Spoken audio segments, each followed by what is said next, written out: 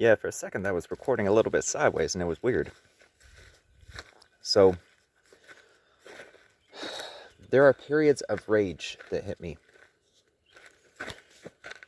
And it's not, how to say this, I know all of you are afraid of, oh my god, what they're gonna do, what they're gonna do.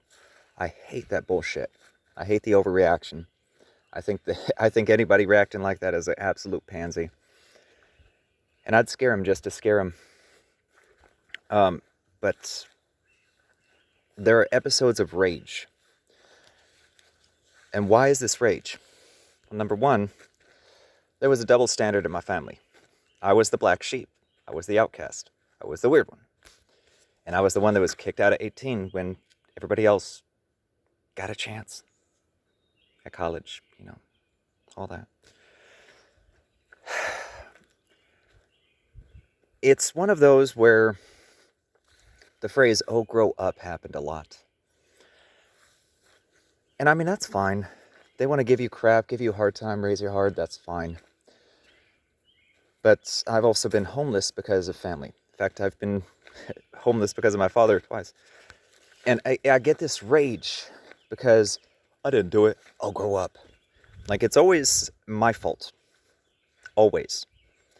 And then if I ever point out flaws or any in the argument or whatnot, all of a sudden I'm playing the victim. My family is fucking huge on gaslighting. It's absolutely huge. And now I'm looking at my life.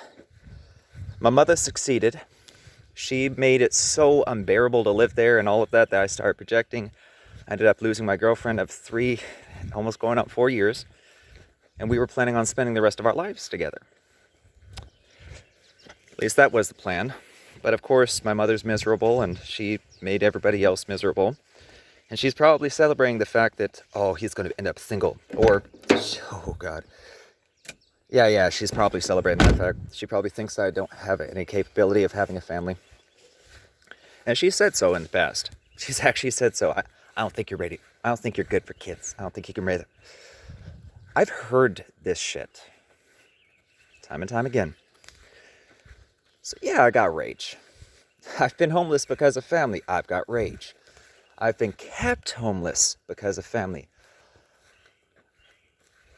And there are moments where I want to retaliate. And they would have no idea what came at them either. That's the thing. My family's been underestimating me my entire life. I've been pulling off things that everybody said, oh, you can't do that. I have. Been doing it my entire life, which is so disgusting. My entire life. And guess what? My entire life is shot. Shot. Why? Because I'm basically in my mid-30s without a family, without any relationship, without any prospects of the future. Like, I'm in a horrible position in life. And so much of that had to do with family. Jesus. I have rage. Like, I'll put it this way. Up until probably a few months ago, the thing I used to tell folks was, if I ever get a terminal illness, I'm not going alone. My full intent was to take out my brother first, because he's going to be the harder one, and then go after my father. That was my full intent. And keep in mind, I haven't seen my brother in at least 13 years. At least. My father, I don't want to see him again.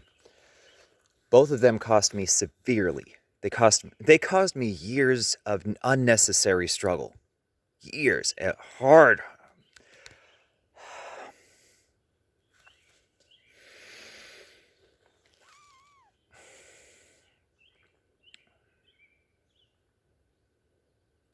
I'm extremely angry. I don't have a future. Like, let's just be completely clear here. As far as job prospects, I work for the state. I'm about to start working for the state again. Contract for 6 months. Making decent money, but nowhere near where I should. Nowhere even remotely close to.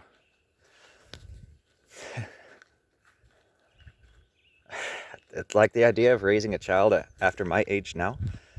It's just like, okay, by the time they hit 20, do I want to be 60 years old? Like, that's the thing. Like, I mean, I could pull it off. Other people will be all hunched over and walking slow and all of that. Not me.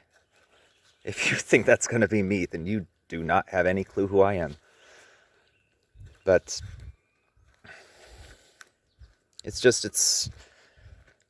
I've got so much pain. I've got so much abandonment. And if people had just stayed out of my way, like the first time my father made me homeless at 18, I should have stayed that way. I should have never reached out to family ever again. But that's the thing, is functionally autistic people, we're people. We want family. We want to belong. We want all of that. We want to be loved. Not that passive-aggressive, okay, beat him down, but occasionally buy something nice and maybe say something not, well, oh my God.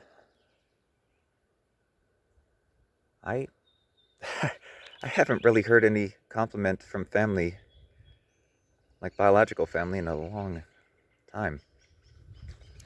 Well, just buy him things and, oh my God. That's the thing. They would ignore and ignore and ignore and ignore and ignore and brush off and, oh, grow up. They would do all that shit. And then when it finally got to be too much, like, well, stop opening the front door with me in my boxers so that the neighbor's kids can see. Can you stop that? Is that okay? I don't have a room. I'm changing in front. And I'm in a rush. Is that okay? Like, my mother's so goddamn stupid. My father is just so pansy. And then they take out their insecurities. Like, it's just, nobody can look at if you talk to my family, and that was part of my fear in writing this book, is if you talk to my family, they will tell you, oh, he's just playing the victim. He's just doing this, that, and the other. And he earned it, and this, that, and the other. It's just like, I know what gaslighting is. I know the tactics. I've studied them. I've been studying psychology since I was a child, and that's not a joke. I'm functionally autistic, and I am so much more pronounced than any of you can imagine. But I've worked hard at it. Okay, so genius level IQ, borderline genius, 138 at third grade. And do you think for a second I haven't figured out how to blend in? But knowing how to blend in, there's still limitations. Like, I still break. I still have slip-ups. It's just, stupid literal stuff, like no means no, okay? In my mind, that's my cat Tweeter at the age of 8 trying to get into the bathtub, or try to mess with me in the bathtub. Like, no means no, and throw her a little... But in the workplace, apparently that will trigger anybody, even if you're yelling at a zombie playing video games as a video game tester, and then the manager will call you back and say, no, it was a rape joke. No, I can see how you see it that way. No, it was a rape joke.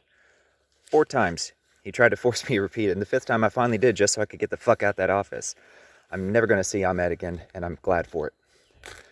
I had to fake being nice to that asshole. Like that was just such poor management.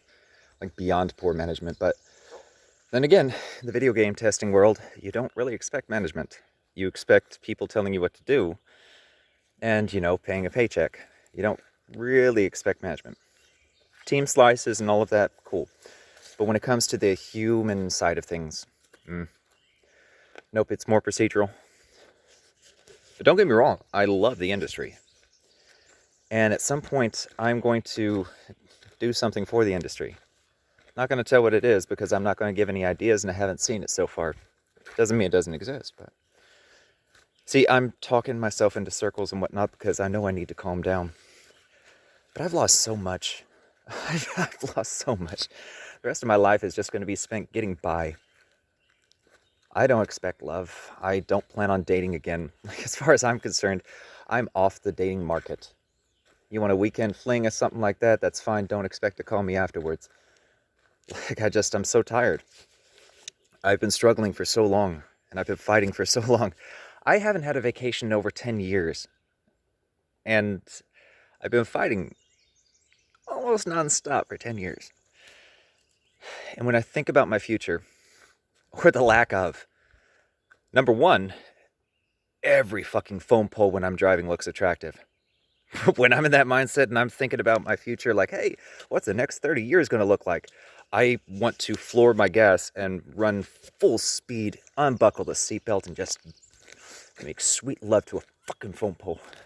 I don't want to hurt it. See, the rage is coming back, and that's the thing. I can keep it down. I mean, I'm still here. I haven't hit a phone pole, but that doesn't mean I don't want to. Like, it's so much anger and so much rage and so much loss and so much taken away and so much that I will never have the opportunity to pursue now because I've spent the last 10, 15, 20 years, almost 20 years now. You give it another 4, it'll be. So I've got a good 16 years of pretty regular and constant struggle. Just trying to make it. Like, that's the thing. If I were just lazy about it and, passively looking at it, cool. I've got more drive than 99% of you that are ever going to watch this video. And the people that know me know it. They've seen it. It's so... I've lost so much because of a disregarding, misunderstanding family that wanted me to be what they wanted me to be. What they wanted them to be. Like, I don't get it.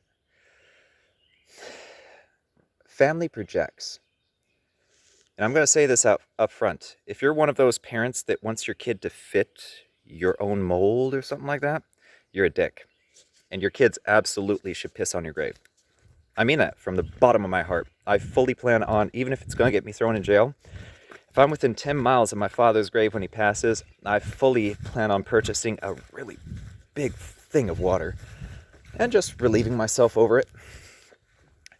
And it's not for, like, hey, it makes me feel better. And I guess it's part of a dominance thing when I think about it from a psychological perspective, analytical and all that. I've lost so much because of family.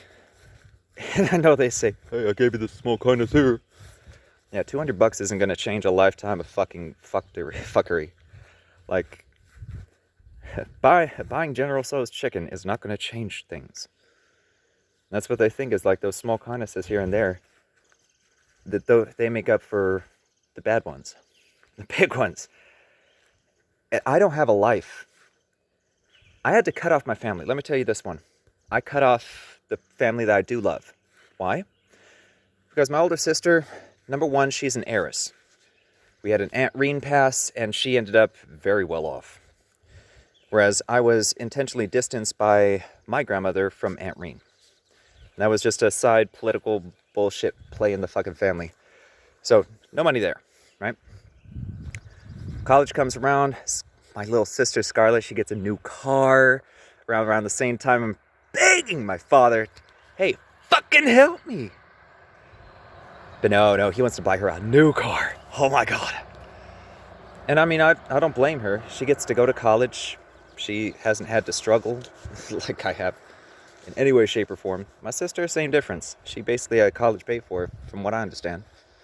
And she got herself into a nice little career. She was able to leave the house when she wanted to, not just, hey, you got 3 weeks.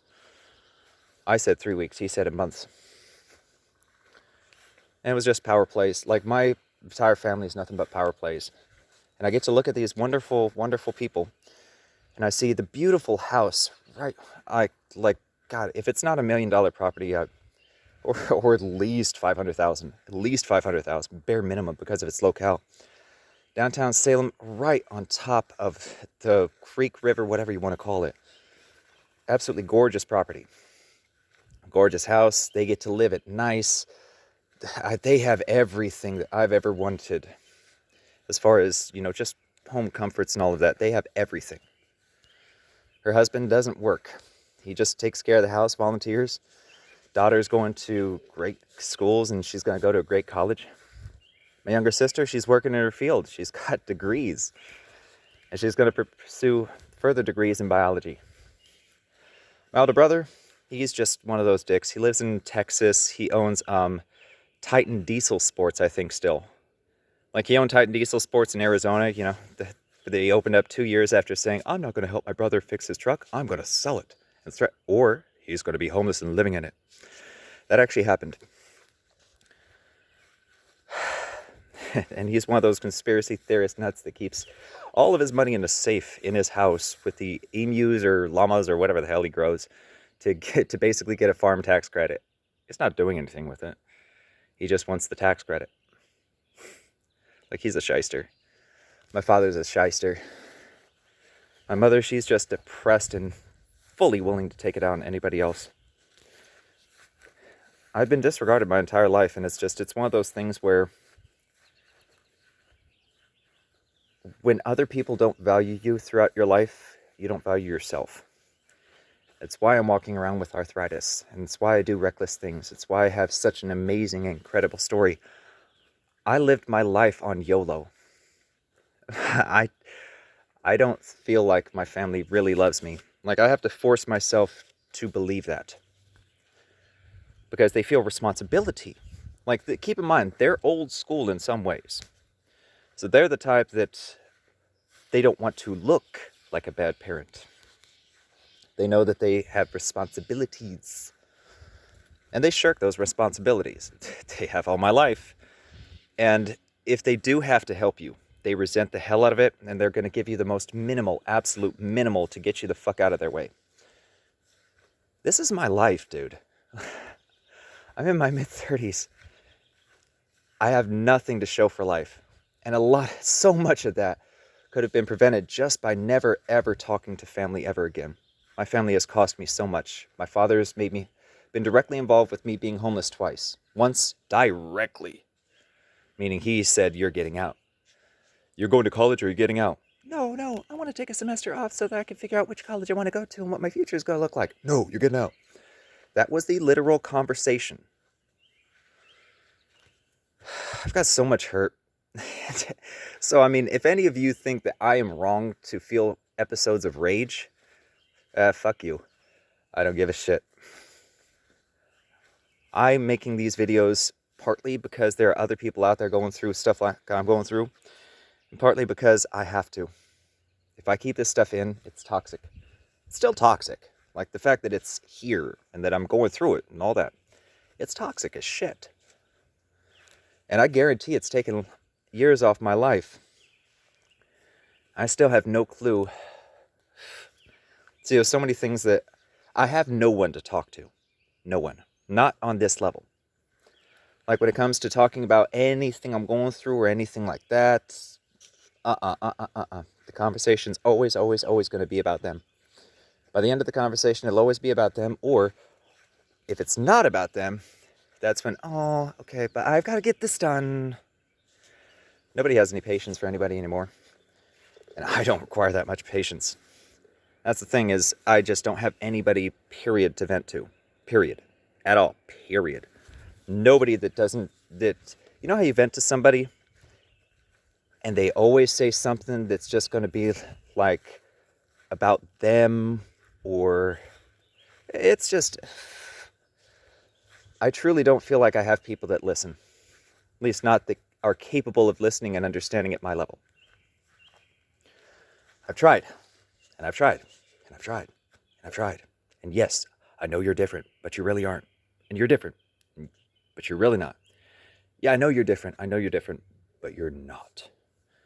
Over and over and over again, hundreds and hundreds of times, and everybody is different. Until they aren't, until they realize despair is what faces me every damn day. And if I'm being perfectly honest, if I have to do another 30 years like the first 30, I will make love to a phone pole at some point. Like, the second I feel like, hey, there's absolutely no hope in the future, I'm done. Because I'm not going through this again. There is no reason for life to be as extremely hard as it has been. And I know some of you are saying, oh, you don't know what hard is. Bitch, you don't know what hard is. You want to see what I'm about? Join the fucking Marines. Live in Southside Chicago with -18 and no heat. Start your own fucking business with your last $800 of unemployment. And then steal every fucking girlfriend from every dude that made fun of you in junior high, and then take your 7th and 8th grade prom, or 7th and 8th grade crushes to prom in front of those motherfuckers after breaking your foot on a third beautiful lady. If you think you, like, come on. You guys ever want to call me weak, if you ever want to call me timid, you better know who the fuck you're talking to. I may be autistic, but better men than you have tried. But I need to get this rage out of my system, so I'm gonna let y'all go.